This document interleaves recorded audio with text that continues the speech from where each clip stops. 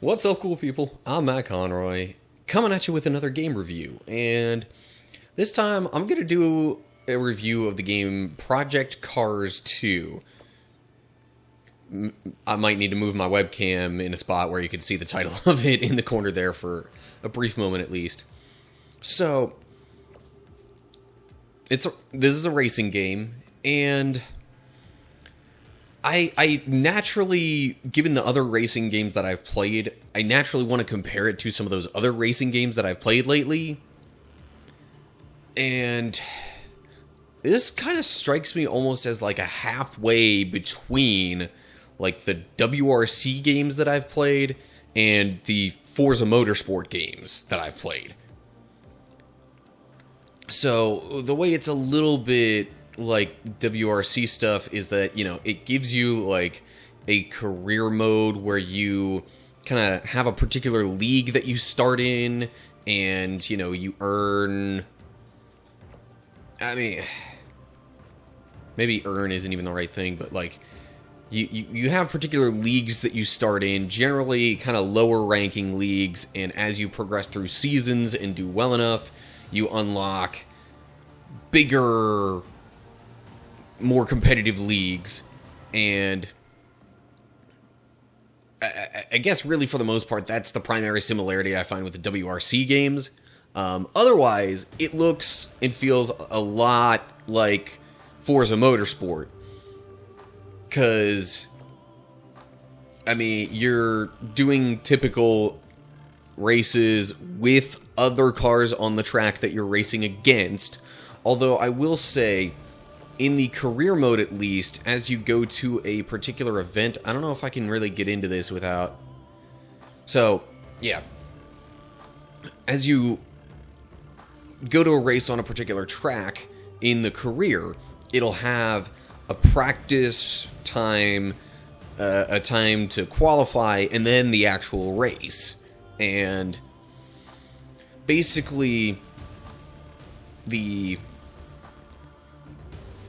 practice mode is just to get used to the track and figure out kind of how you want to maybe configure your car in relation to it, and then you get, you know, once you feel comfortable with that, then you get to the qualifying. I do appreciate that there's an actual qualifying round for the career mode in this game, because you're not just left with random chance or, you know, some middle-of-the-road spot all the time with where you then start the actual race. If you get the best lap in the qualifying round, you start at position number 1.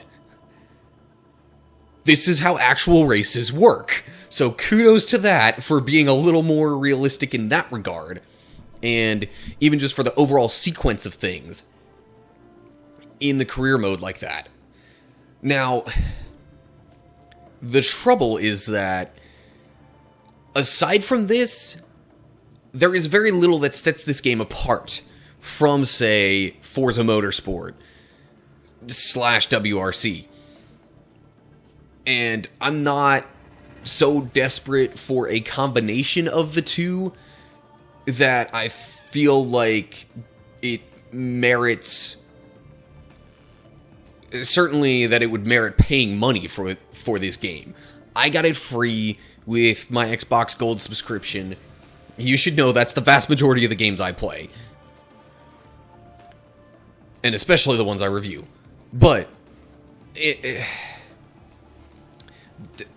you know, the thing is, with the lower leagues, and maybe some of my feeling on this game right now is just attributed to the lower leagues in the career mode, but it's not great. Like, it seems that there isn't really a whole lot of customization of your car that you can do in terms of tuning it different ways as of yet.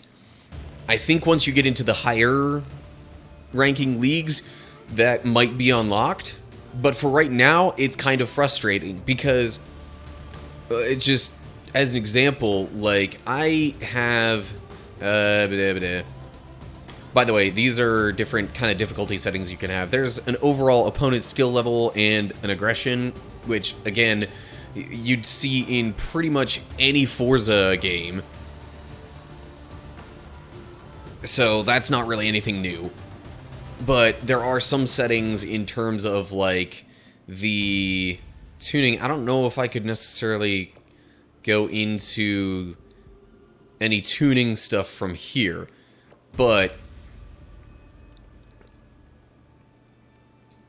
basically, there's very little you can do with the car in the lower leagues to change it. And right now, it's set to what's supposed to be a very, like, stable preset.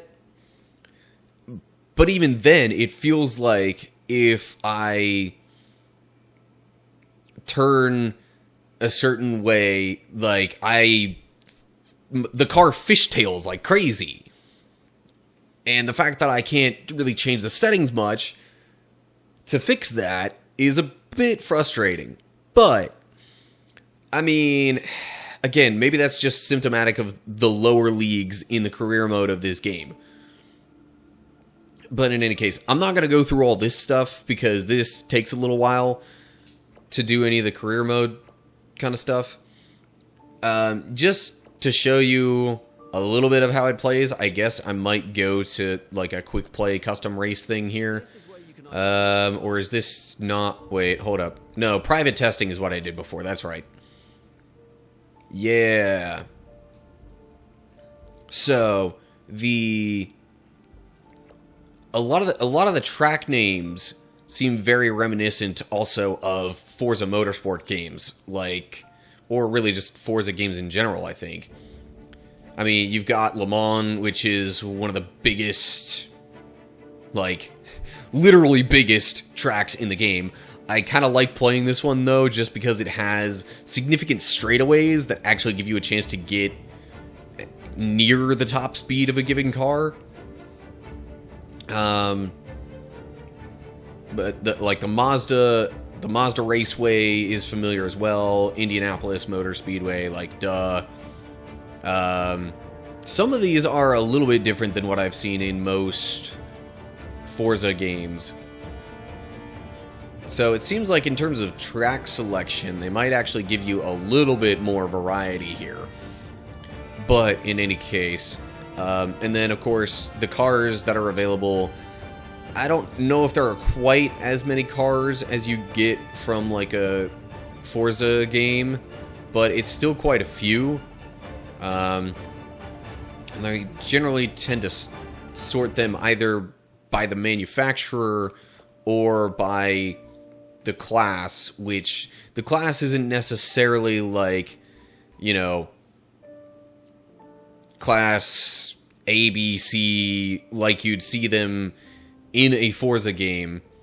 So sometimes that can get a little odd, because it's like they basically just decided, let's put groups of very, very super similar cars together as our classes, and not necessarily have it be all about, alright, well, these are the ones that are generally comparable in terms of overall performance. But in any case, I guess, I don't know, session start, what? I don't even know what it means by the session start time. Because, yeah, there's little stuff like that where it's just like, okay, what do you mean here? But whatever. I'm gonna start this just to show you how it works. Although it shouldn't be too hard to figure out. It's a racing game. You drive a car around a certain track, and you try and do it as fast and as well as you can. Yeah.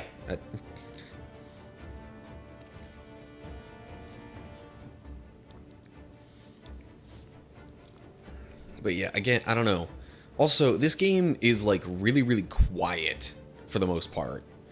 I can barely hear anything that like the menu announcer, explainer, narrator person says, even when I have this up to the highest volume level that I have any game I play, period.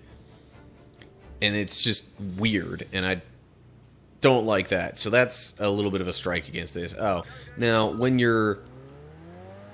Hey, this is just a test race, so I can pretty much stop it whenever I want. So when you're doing kind of more of the practice rounds and stuff like that, it'll start you off just going from, you know, your location in the pit.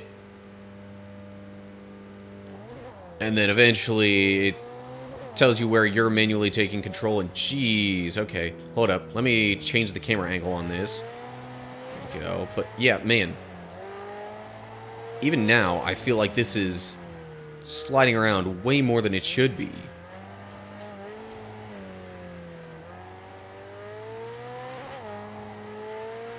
And I don't know, maybe I just have a particular style of racing within these games that is not conducive to the mostly default presets of this game. But yeah, it does not feel comfortable at like any given point.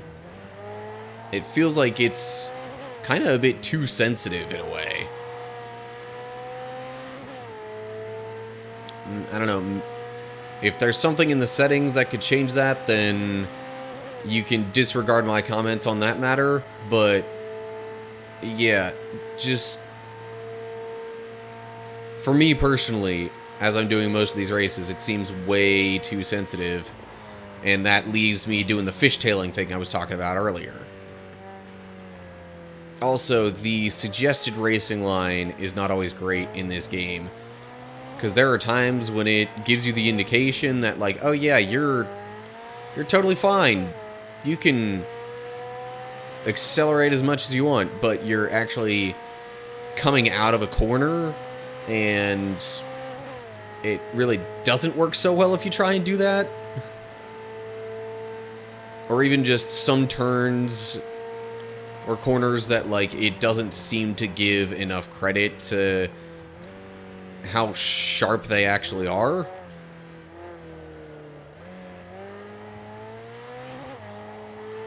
So it doesn't exactly, again, maybe there are some settings that I could change to fix this. I don't know. But again, these are mostly the default settings that I have on. I actually had to go into the settings to get to the suggested, you know, line to follow here with the arrows and stuff. But otherwise, I pretty much have it set completely to the defaults for this game, and it seems to have me slipping and sliding around way too much for default settings.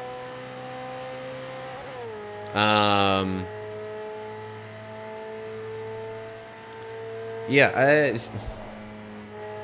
I don't know if there's really a whole lot else I feel the need to say about this game. Again, there isn't much of anything that really sets it apart as like really unique, other than, again, I appreciate the whole actual practice and qualifying and that kind of stuff in the career mode. And geez, like that, it's just feels like I slide way too much. So yeah, I don't want to just assume that what I'm experiencing now is the experience I will get for the entirety of this game, because I have not played that much of it, to be honest. But still, if this experience right now is indicative of the entire game, and it feels like I'm gonna have to go through the entire thing feeling like I could lose control at any given moment, that is terrible for a racing game. I'm sorry, but that is... No, nobody is looking for anything like that in a racing game. Current and next lap times will be invalidated. What? Why? I mean, whatever. I'm just doing this to have something going on, some sort of gameplay to go over top of my commentary. Or underneath, I guess. But anyway.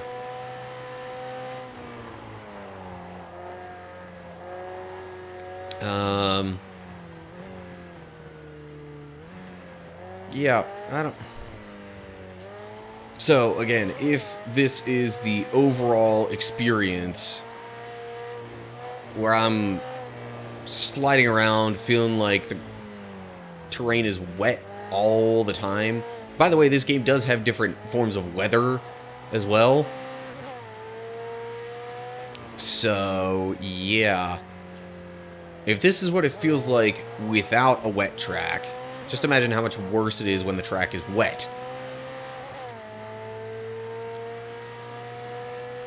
Yeah, and so, sorry, let me actually get to my point that I'm eventually trying to get to. If this is the overall experience for the game, where it feels like you're slipping around this much, this easily, on, like,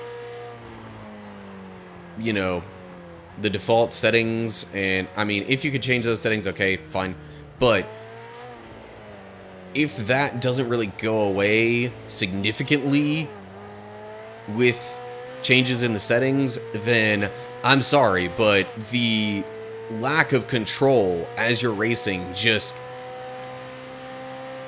makes it so frustrating and practically invalidates any and all good I can find in this game that would set it apart and make it something I would enjoy. So, with that being said, if that is the case where I really have this little control over my vehicle for the entirety of the game, no matter what I do, then I feel like I gotta rate this game like a 4 or something, just because that feeling of good control is the primary thing that you need in a racing game. Hands down. If the actual experience of driving the car is not enjoyable, then forget it. You've invalidated the entire point of your racing game. So, yeah, if you can't get it to handle well, then yeah, no, your racing game is terrible, and it's not an enjoyable experience. I don't think that I'm, you know, going too far in saying that for a racing game where it's all about precision and control and trying to, you know, basically maximize your speed and go through a given course as efficiently as possible. So, if that's the case, where there's, like, no way to change that in the settings, then, yeah, forget it. This game gets a 4 at most. Because the good stuff about it would then be so massively outweighed by just the overall lack of control that I feel I have with this game. However, if those settings can be changed, I would be willing to give this up to, like, a 6 or maybe even a 7. Again, there isn't too much that would set it apart, per se, in that case, other than the career modes, practice, and qualifying rounds before each actual primary race that you get into in that career mode. I do like that feature. That is the one thing that really seems to set this game apart. But, yeah, you gotta have some control in order to really appreciate that. And if I can gain that control, alright, fine. But there isn't really anything else that sets this apart, so I couldn't really say I would suggest playing this game over and against, like, Forza Motorsport.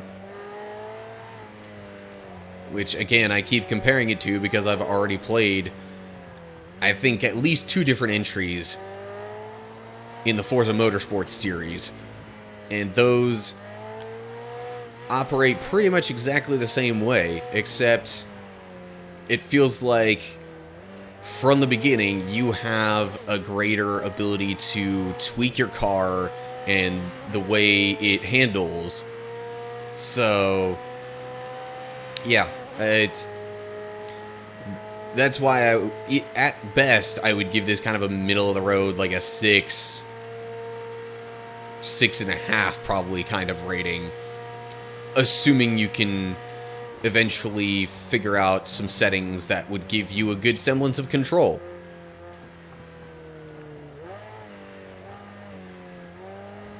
Now, whether or not it's more realistic this way, I don't know, and I don't really care. I don't play video games for realism. And apologies to all you people who do, but no. I don't play, especially, like, I don't play racing games for a realistic experience. There is no type of video game that I personally play to have a super realistic experience. So, yeah. I guess that pretty much wraps up all my thoughts on this game. And with that being the case, oh, geez, I guess, okay, so there's another little something to consider. Fuel gauges and damage to your vehicle. I just remembered that that's a thing, given the flashing fuel gauge that I have in the bottom right of the screen. Yeah.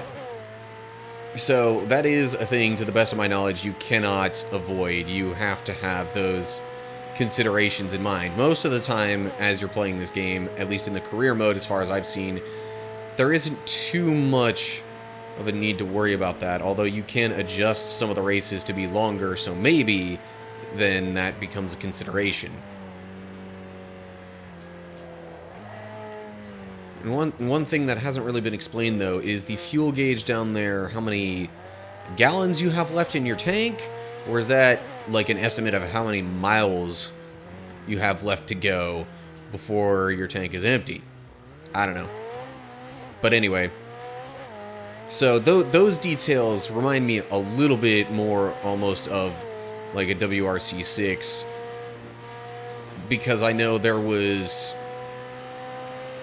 concern about damage to your car as you're going through the tracks, and even between different races within the same event and stuff like that.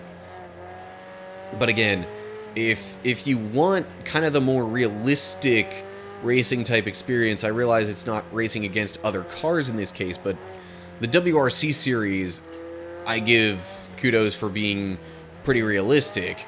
So if I'm looking for that kind of thing, I can just play that, and yes, it's a time trial rather than an actual race against the other cars, but otherwise you pretty much get that kind of experience that you're looking for there. And whoa, I was not expecting the entry to the pit. Or is that not how I get to the pit? Maybe this is the pit entrance. Yeah, okay.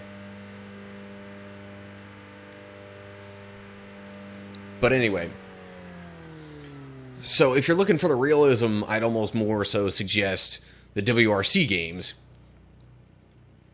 If you're looking more for the, head-to-head racing component of it, and having a lot of control there, then I'd probably say go more for like the Forza Motorsport games. Or heck, even Forza Horizon. Those games are awesome because they're like open world and you have all kinds of extra stuff to do. But anyway, I guess I've pretty much said my piece now. What? Okay, whatever. It gives you little reminders like that, where it's like, okay, really? You're gonna be that picky with this kind of stuff? Again, I think it's going for the realism, but I'm not aiming so much for realism in my games all the time. Anyway, now I'm pretty much repeating the same points over and over, and I should stop doing that. So yeah, I might as well just pause this and wrap everything up, because that's all I've got to say. So again, if there's a way to change the settings to gain better control, then I'd maybe give this a 6 or so. But if you can't, and it feels like you're lacking control that much for the entirety of the game, then yeah, no, this has got to be more like a 4 tops, because a lack of control in a racing game just absolutely ruins the entire experience. So anyway, at least for me it does. So that's it. Those are my thoughts on Project Cars 2. And with that being said, yeah. As always, like and share if you enjoyed the video. Let me know down in the comments what thoughts you have on this game, and especially if there's stuff in the settings that you can change to make it handle better, because that's like my main gripe with this game, and if that can be fixed, then alright, good to know. Help other people realize that. But it's not super obvious. Anyway, also make sure you subscribe to my channel and click the bell to get updates when I post new stuff. And then look down in the description for info on other social media pages and how to follow those and all that kind of stuff. And yeah, I guess that's going to do it. So I hope you're all doing well. Hopefully I can see you for the next video. But until then, stay cool, people.